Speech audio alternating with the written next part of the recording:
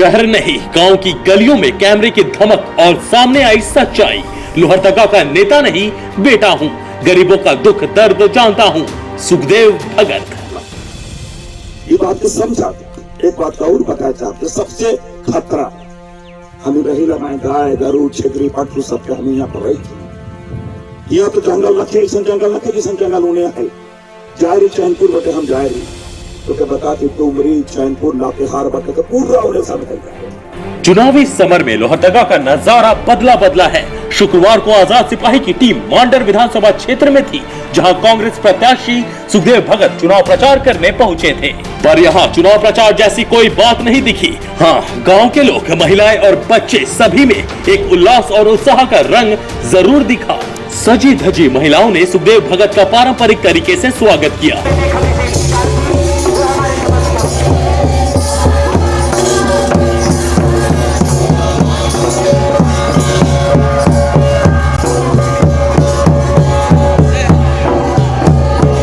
वही स्वागत से अभिभूत सुखदेव ने भी उनके बीच घुलने मिलने में देर नहीं लगाई। अपने कांधे पर मानदर टांगा और लगे बजाने।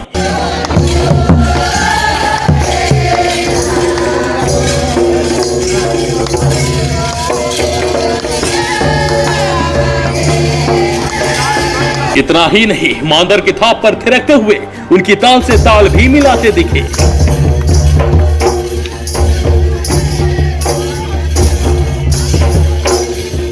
नाच और गान के साथ इस स्वागत के बाद ग्रामीणों संग जमीन पर बैठकर उनका हाल चाल लेने लगे।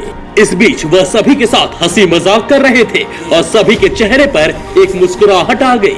कभी किसी युवक की मूंछ पकड़कर उसके साथ दोस्त के जैसा व्यवहार किया, तो कभी गंभीरता से गांव वालों की समस्याओं का समाधान का आश्वासन भी देते नजर आए। एक बार भी नहीं लगा कि ग्रामीणों के बीच कोई प्रत्याशी चुनाव प्रचार करने आया है। ऐसा लग रहा था कि उनका बेटा उनसे मिलने आया है। इस बीच बातचीत के क्रम में ही सुखदेव भगत ने कहा कि मैं इस क्षेत्र का नेता नहीं, बेटा हूं। गांव वालों को यह आभास तक नहीं होने दिया कि उनके बीच कोई प्रत्याशी वोट मांगने आया है। वे तो बस उन्हें अपना कोई हमने वाला ही समझते रहे। गांव की बूढ़ी महिला उनके सिर से पसीना गिरता देख उनके लिए पानी लाती थी, तो कोई उनके लिए भिगोया हुआ चना लाता था। वह जहाँ जाते उनके लिए सभी कुर्सी दौड़कर लाते थे, लेकिन वह कुर्सी पे नहीं, उनके साथ जमीन पर बैठकर बात करते थे। बूढ़ों का पैर छूते और नौजवान साथियों के गले लगते और उनके साथ मोटरसाइकिल पर भी सवार होते।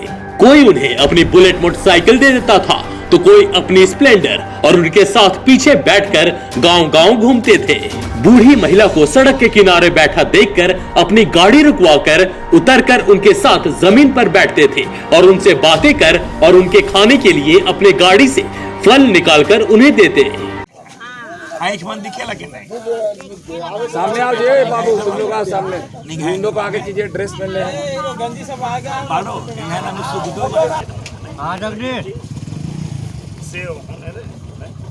केला रहेगा ओके। हाँ आज एक अनोखे अंदाज में दिखे सुखदेव भगत। सभी सभाओं में से एक सभा में मौजूद झाविमो महासचिव बंधु तिर्की भी सुखदेव भगत के स्टाइल से काफी प्रभावित नजर आए। गांव वालों की ही भाषा में बात करते हुए सुखदेव ने सरकार की नीतियों पर निशाना साधा। वक्त है अपने आदिवासियों को बचाने के लिए, वक्त है अपने धार्मिक रीति रिवाज को बचाने के लिए। क्या कि सरना भाई बहन होगा, हम इनके सरना को इस सरकार से तो हम हमारी सरकार बनेगी तो हम तो लेंगे ही लेंगे। और अगर जितने लोग यहाँ पे जो झारखंड में सरकार जो भारतीय जनता पार्टी के 6 मिनट टिकेगा, इससे छीन के दिखवाएंगे कि सरकार को तो देना होगा, सरकार को तो देना होगा। कहा कि फ्रंट कॉरिडोर योजना जंगल में रहने वाले आदिवासियों के लिए अभिशाप है। केंद्र सरकार आदिवासियों को भगाकर हाथियों को बसाना चाहती है। सरकार के लिए आम इंसानों से ज्यादा जानवर महत्वपूर्ण हो गए हैं। उन्होंने कहा कि पिछले 5 वर्षों में सिर्फ लोगों को सपना दिखाया गया, हर वर्ष 2 करोड़ नौकरी का वादा कर सत्ता में आए नरेंद्र मोदी ने युवाओं को नौकरी तक नहीं दी, सालाना 50 लाख युवाओं को बेरोजगार कर दिया। उन्होंने कहा कि कांग्रेस जो कहती है वो करती है। कांग्रेस ने वादा किया है कि देश के 25 करोड़ गरीबों को सालाना 72,000 रुपए दिया जाएगा और सभी बेरोजगारों को रोजगार भी मिलेगा। नमस्कार, मैं हूँ राहुल सिंह और हमारे साथ हैं लोहरदगा लोकसभा के कांग्रेस के उम्मीदवार सुखदेव भगत जी। और आज हम उनसे ये बात जानेंगे कि लोहरदगा में इस बार का चुनावी माहौल क्या है और लोगों का रुझान किस तरफ है। मैं समझता हूँ कि मैं लगातार अलग अलग एमएलए सेगमेंट में गया था। हर जगह पे जिसे का स्वाभाविक लोगों में रुझान है महागठबंधन की और कांग्रेस की ओर, क्योंकि जिस प्रकार भारतीय जनता पार्टी की मोदी जी की सरकार ने हर वर्ग को छला है, हर वर्ग को। और आपने देखा होगा चाहे सरकारी कर्मचारी हो चाहे आम जन हो, हर वर्ग इससे त्रस्त है।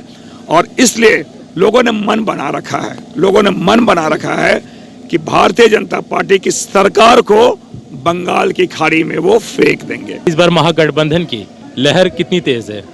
मैं समझता हूँ कि ये लहर नहीं सुनामी है और उसमें भारतीय जनता पार्टी की सरकार जो है वो बहुत आसानी से बह जाएगी उसमें। और ये आज सुबह से हम लोग देख रहे हैं जिस तरह से आप ग्रामीण क्षेत्रों में घूम रहे हैं, लोगों के साथ बैठ कर उनकी समस्याएं सुन रहे हैं, यहाँ तक कि आप उनके साथ जमीन पे भी बैठ रहे हैं। तो सबसे ज्यादा समस्या, एक कॉमन समस्या क्या निकल के आया? नहीं, मैं आपको बताऊं, सबसे पहली बात, कुर्सी पे बैठने वालों को जमीन की अहमियत याद रहे।